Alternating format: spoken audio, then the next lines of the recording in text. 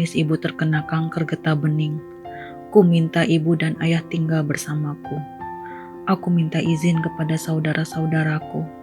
Aku akan merawat mereka berdua dan tidak ingin memisahkan mereka. Semula ibu agak keberatan ayah tinggal di rumahku, karena ibu khawatir dengan sikap ayah yang keras kepala dan rewel. Ibu takut kehadiran ayah hanya akan menimbulkan masalah di rumahku. Ibu juga tidak enak dengan suamiku. Aku menepis kekhawatiran ibu. Ini sudah menjadi tanggung jawabku. Apalagi dengan kondisi ibu yang seperti ini, seperti saat ini. Dan suamiku juga pastinya setuju, kataku meyakinkan ibu. Nanti pun akan kumintakan izin kepada saudara-saudaraku. Aku yakin semua setuju.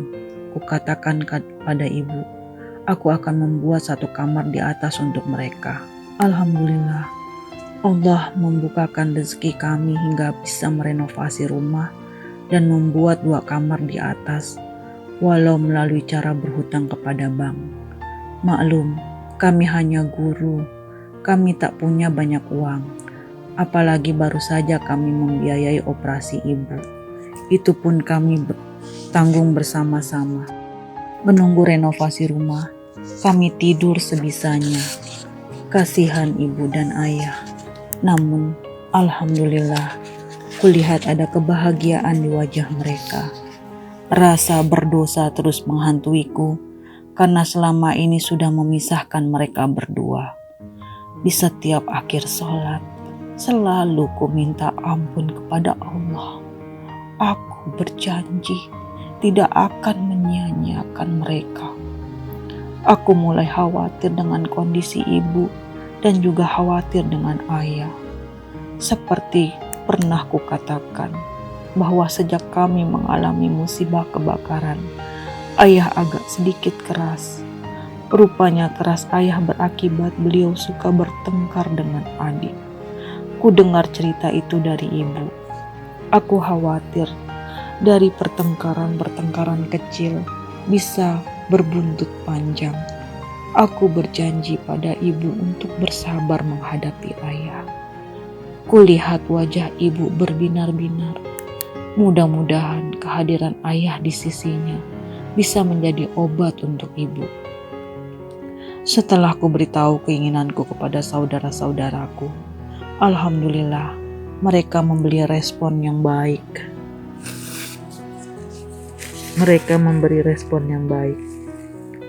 Sejak itulah, ayah dan ibu tinggal bersama keluargaku. Usaha dagang ayah dilanjutkan oleh adik. Biarlah uang hasil usaha itu bisa untuk adikku makan. Tinggal bersama kedua orang tua menjadi hal yang sangat membahagiakanku. Kulihat ayah dan ibu juga demikian. Ibu tidak perlu terburu-buru lagi pulang ke rumah ayah. Aku berharap kehadiran ayah di samping ibu benar-benar bisa menjadi obat. Kondisi tubuh ibu setelah operasi yang kedua ini agak menurun. Walau demikian, ibu tetap saja menampakkan keceriaannya. Itulah ibuku. Semangat ibu untuk kembali sehat terlihat di wajahnya.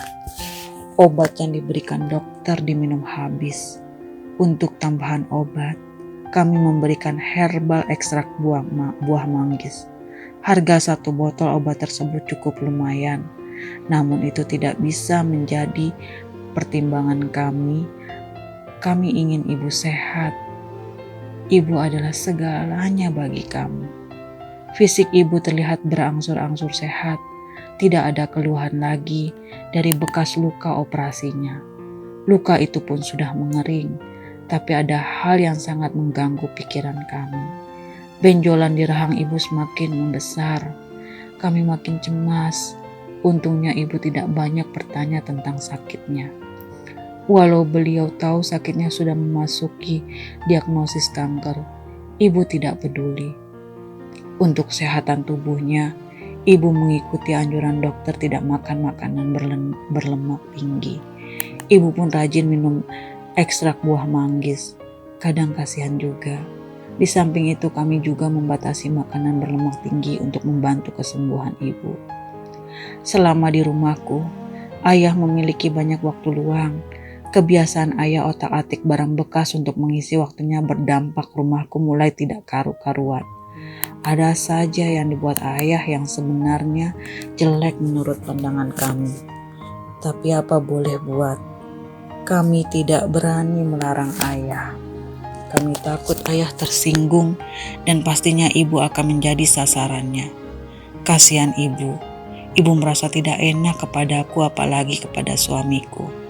Namun ku yakinkan pada ibu bahwa semua itu tidak masalah untuk kami.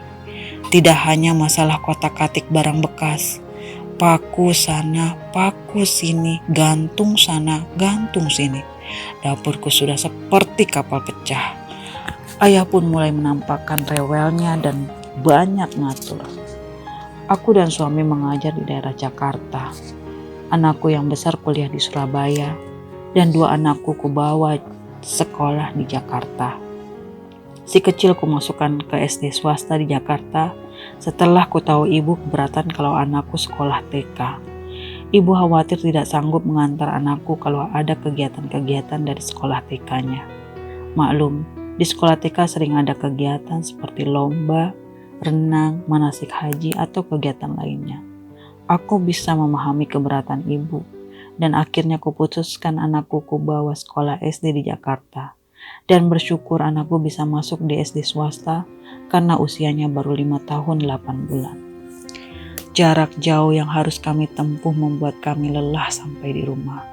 Sering anakku tertidur di atas motor. Saat sampai ku angkat dia dari motor dan ku baringkan di atas kasurnya. Namanya anak-anak. Begitu kepalanya menempel bantal, matanya langsung terbuka. TV jadi sasarannya. Maklum, di sekolahku, anakku tidak bisa menonton TV. Anakku pulang menunggu jam pulangku. Kadang kasihan juga karena masa mainnya hilang. Tapi apa boleh buat. Hal yang dilakukan anakku memancing perhatian ayah. Tapi sayang, bukan rasa iba yang ada, justru memancing ayah marah-marah. Anakku dianggap kurang ajar karena mengerjai aku. Begitu juga anakku yang kedua. Dia membawa kendaraan sendiri ke Jakarta. Karena sampai di rumah rasa lelah yang luar biasa membuat dia ingin merebahkan diri, padahal pakaian seragam masih melekat di tubuhnya. Ini pun memancing amarah ayah. Aku iba dengan anak-anakku. Aku berusaha menjelaskan kepada ayah, tapi tanggapan ayah salah. Malah aku dianggap memanjakan anak. Rupanya inilah yang dikhawatirkan ibu. Aku tidak sampai hati melihat ibu. Mulai muncul dilema dalam diriku. Di satu sisi mereka anak-anakku, dan di satu sisi dia ayahku. Untungnya suamiku tidak mau ikut campur. Sering diam-diam aku berbicara pada anakku. Ku minta mereka memahami kakeknya, karena sebenarnya kakek sayang kepada mereka. Alhamdulillah, anakku bisa kuajak kompromi, tapi sayangnya kebawelan ayah tidak hanya sampai di situ. Ayah banyak mengatur dalam berbagai masalah, bahkan tak segan-segan menegur suamiku. Selera makan suamiku agak berlebih, wajar badannya besar. Kegemaran suamiku makan pun menjadi ajang komentar ayah. Enak banget Ruth, pulang-pulang makan, nambah lagi. Kasihan tuh istri dan anak-anak, nanti kehabisan, celetuk ayah saat suamiku mengambil nasi tambahan. Beruntung suamiku sudah tahu karakter ayah. Dia diam saja terus asik melanjutkan makannya. Rupanya inilah yang dikhawatirkan ibu tentang ayah. Karakter ayah seperti itu muncul setelah musibah kebakaran itu. Sepertinya ayah ingin dihormati walau tidak mempunyai penghasilan lagi. Itu juga yang sering menyulut pertengkaran ayah dengan adik pada saat ayah masih di rumahnya. Ayah sering tidur-tiduran, begitu bangun langsung makan, sementara adik menjaga warung. Sudah seperti itu ayah masih suka marah-marah. Aku suka bingung mau menyalahkan siapa saat ada laporan seperti itu. Saat ini aku hadapi kenyataan. Seharian ayah di rumah, kami pulang lelah, tidak boleh istirahat. Ayah, kasihan ibu. Melihat wajah ibu yang tidak enak pada aku dan suami, ku coba yakinkan ibu bahwa kami akan sabar menghadapi ayah. Aku tidak ingin sikap ayah justru membuat sakit ibu bertambah parah. Kulihat ibu memahamiku. Beliau menyampaikan permohonan maaf kepada suamiku. Aku jadi terharu. Obat habis, tapi sakit ibu tak kunjung sembuh. Benjolan itu semakin besar. Aku mulai hilang akal. Kemana akan kubawa ibu berobat? Dokter sudah angkat tangan tidak mau mengoperasi ibu lagi. Bahkan menyarankan tidak usah dioperasi. Karena usia ibu sangat rentan untuk menjalani operasi. Namun, ku biarkan benjolan itu. Juga rasanya tidak mungkin. Mendengar kata kanker seperti mendengar vonis kematian. Jarang orang yang bisa lolos dari lubang maut saat divonis terserang kanker. Aku tidak mau menyerah. Ku coba browsing dari internet obat herbal untuk kanker getah bening. Banyak sekali obat herbal, termasuk ekstrak buah manggis yang sudah ibu makan. Ku cari informasi lagi. Ku baca ada kunyit putih, buah bit, sarang semut, daun sirsak, benalu, pohon mangga, bahkan daun ceri yang selama ini tak pernah kuanggap ternyata dapat mengobati kanker. Aku suka buah ceri, tapi tak pernah ku tahu bahwa daunnya juga bermanfaat. Itu semua ku cobakan pada ibu untuk kesembuhannya. Belum lagi jenis yang lainnya. Kasihan ibu. Kadang aku tak tega melihatnya. Secara fisik ibu tidak terganggu. Ibu masih bisa beraktivitas, memasak, bahkan ke pasar. Sebenarnya aku melarang ibu ke pasar karena benjolan di pipinya semakin membesar. Aku takut ibu malu dan aku juga tidak ingin orang menganggap aku anak durhaka yang menzalimi orang tua. Ibu berusaha meyakinkanku bahwa apa yang ibu lakukan hanya sekedar mengisi waktu luang. Kalau tidak ada aktivitas, waktu terasa berjalan begitu lama. Aku diam saja. Aku pasrah. Mana yang terbaik untuk ibu? Obat-obat herbal yang diminum ibu membuat tubuhnya terlihat sehat. Tapi kalau memperhatikan benjolan yang ada, aku tetap saja cemas. Luka itu membesar dan mengkilap seperti mau meletus. Ku minta izin pada kakak untuk membawa ibu ke dokter langganan keluargaku. Walau ku tahu dokter itu bukan spesialis menangani kasus kanker. Tapi keyakinanku muncul bahwa ibu akan sembuh. Karena dokter itu selalu memberi sugesti kepada pasien bahwa pasien pasti sembuh. Ku tawarkan pada ibu setelah aku mendapat dukungan dari keluarga. Begitu juga ayah. Ditemani kakak, ku bawa ibu ke dokter. Melihat benjolan ibu dan mendengar kronologis yang aku ceritakan, dokter tersenyum. Insya Allah, sehat ya bu. Saya akan coba berikan suntikan. Hanya suntikan ini harus rutin 2 minggu sekali sebanyak 10 kali. Kata dokter memberi penjelasan. Ku minta persetujuan ibu karena ibulah yang akan menjalani ini semua. Ibu begitu pasrah.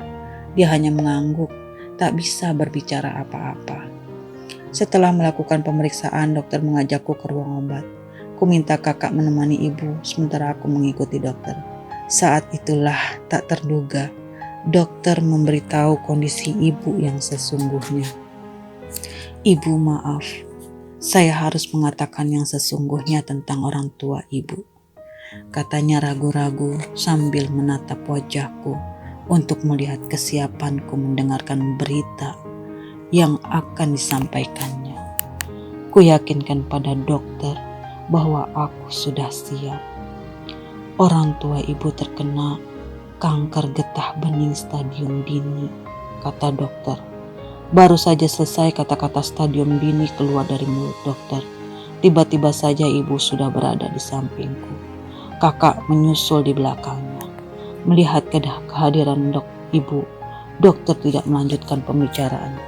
Insya Allah sehat ya bu. Minggu besok kesini lagi untuk ambil obat. Kita selingi dengan obat menunggu suntik selanjutnya, pesan dokter. Dipantang makan ya Bu, kata dokter menutup pertemuan kami. Aku suka berobat ke dokter ini yang tak pernah aku kenal namanya itu. Selalu ada sugesti untuk sembuh bila berobat ke sana. Ibu tersenyum bahagia. Sepanjang perjalanan kami coba meyakinkan ibu dengan pengobatan ini. Kami minta ibu untuk bersabar menjalani pengobatan ini. Tiba-tiba, ibu bertanya padaku. Aku tidak siap dan tidak menyangka kalau ibu akan melontarkan pertanyaan. Lis, tadi ibu dengar dokter bilang kanker stadium dini. Maksudnya apa ya? Tanya ibu penasaran. Aku gelagapan. Ku coba jawab sekenanya. Oh, itu katanya ibu baru memasuki stadium dini. Itu artinya kemungkinan untuk sembuh sangat besar, kataku berbohong. Walau kakak sedikit bingung mendengar jawabanku, ku yakin kakak paham kalau aku berbohong. Ku colek tangan kakak untuk tidak memperpanjang pertanyaan ibu. Lis, ibu suka berobat ke dokter itu. Baru lihat dokternya saja sepertinya ibu sudah sembuh. Semoga saja nanti beberapa kali suntik benjolan itu mengecil dan hilang ya, kata ibu dengan antusias. Amin, amin ya robbal alamin, jawab kami serempak. Sepanjang perjalanan tak ada kata-kata yang terucap dari mulutku. Aku bingung bagaimana cara menyampaikan informasi ini kepada ayah dan saudara-saudaraku. Aku yakin pasti ayah kecewa. Aku tidak ingin ibu tahu kondisi beliau yang sesungguhnya. Tiba-tiba saja mataku berkunang-kunang. Aku pusing memikirkan penyakit ibu. Kasihan ibu, entahlah hikmah apa yang ada di balik semua ini. Ibu orang yang sabar, anak yang patuh pada orang tua. Adik-adik ibu sangat menyayangi ibu. Seorang istri yang soleha, menantu yang baik, ipar yang baik dan perhatian. Tetangga-tetanggaku menyayangi ibu karena ibu begitu baik. Walau ibu belum lama di rumahku, tapi karena keramahan ibu disukai oleh tetangga-tetanggaku. Makanya saat mereka tahu ibu sakit secara bergantian mereka datang menjenguk ibu. Tapi mengapa orang sebaik ini harus terus diuji, gerutuku. Cepat-cepat aku istighfar memohon ampun kepada Allah. Akan kucari waktu yang tepat untuk menyampaikan semua ini kepada keluarga besarku. Sampai di rumah kulihat ayah sudah menunggu di depan pintu. Belum lagi sampai di dalam ayah sudah melontarkan pertanyaan. Apa kata dokter Lis tentang penyakit ibu? Ku minta izin ayah untuk memberikan kami masuk. Ibu perlu istirahat. Setelah ibu memasuki kamar, aku menjelaskan kepada ayah dan kakak tentang informasi yang disampaikan dokter berkaitan dengan sakitnya ibu. Semua kaget mendengar informasi yang baru saja aku sampaikan. Ku cari informasi di Google apa maksud dari stadium dini. Ternyata ku temukan info bahwa pasien kanker dengan stadium dini harus menjalani kemoterapi. Inikah mungkin yang dikhawatirkan dokter? Makanya tidak dianjurkan ibu operasi lagi karena mengingat usia ibu. Ya Allah, ujian apa lagi yang kau berikan kepada ibu kami? Belum cukupkah ujian yang beliau terima selama ini? Keluhku dalam hati mulai menyudutkan Allah. Aku tidak tahu bagaimana harus menyampaikannya kepada ayah dan keluarga besarku. Air mata terus mengalir di pipiku. Kakak dan ayah diam terpaku. Tiba-tiba ayah mendekatiku. Lis, apa maksudnya stadium dini? Tanya ayah penasaran begitu melihat aku menangis. Mengapa menangis? Tanya ayah agak begitu keras. Ku ajak ayah dan kakak keluar. Aku tidak ingin ibu mendengar percakapan kami. Nanti, aku takut ibu Don begitu tahu penyakitnya. Setelah ku rasa aman, barulah ku sampaikan kondisi ibu yang sesungguhnya. Lagi-lagi ayah diam, pandangannya kosong. Aku takut ayah jatuh karena kulihat tubuhnya seperti tak bertenaga. Aku dan kakak mencoba memapah ayah ke bangku. Ku jelaskan pada ayah bahwa ibu sekarang dalam penanganan dokter. Aku minta ayah untuk terus berdoa untuk kesembuhan ibu. Aku sempat kaget mendengar jawaban ayah. Jawabannya sungguh di luar dugaan. Setiap habis sholat, selalu ayah mengangkat tangan. Ayah memohon agar Allah mengangkat penyakit ibu. Tak pernah terlewatkan satu kali pun. Tapi nyatanya apa? Apa yang Bapak dapatkan dari Tuhan? Penyakit ibu bukan sembuh, malah semakin hari semakin parah. Nada suara ayah menahan kesal. Kalau seperti ini kenyataannya, untuk apa ayah sholat? Katanya dengan nada suara lebih keras. Ayah, cukup. Ayah, sudah cukup ya. Mengapa kita tidak bisa setabah ibu? Kita harus melihat bagaimana ibu yang menanggung penderitaan ini. Beliau tetap sabar, tak keluh kesah, tak ada keluh kesah yang beliau ucapkan. Tak ada rintihan yang kita dengar. Kita tidak boleh putus asa meminta. Jawabku terpancing emosi. Ayah marah padaku. Ayah marah pada Allah. Dia tinggalkan kami. Aku memeluk kakak. Kuharap kami bisa terus bersabar. Ku minta kakak merahasiakan ini semua pada ibu. Malam itu mendung menggelayut di rumahku. Aku berjanji pada kakak akan terus mencari jalan untuk mengobati ibu. Kakak kembali ke rumah dengan wajah murung. Setelah kakak pulang, ku sampaikan kabar duka cita itu kepada suamiku. Dia memelukku. Dia memberi kekuatan kepadaku untuk terus bersabar merawat ayah dan ibu. Malam itu aku tidak bisa tidur. Ucapan dokter terus terngiang di telingaku. Diam-diam kulihat ibu di kamar. Ibu tertidur lelap. Obat yang diberikan dokter mampu membuat ibu melupakan rasa sakitnya. Kulihat tubuh ibu. Kulihat tubuh tua itu tergolek di lemah di tempat tidur. Telapak tangannya menempel di pipinya. Aku yakin ibu sedang merasakan sakit. Aku tidak berani mengusik ibu. Tubuh itu sudah mulai kurus. Benjolan di rahang pipi pasti menjadi bahan pikiran beliau. Tak sadar air mataku mengalir deras tanpa bisa kutahan. Aku tidak tahu di mana ayah setelah sempat marah tadi padaku. Biarlah, ayah mungkin sedang merenung.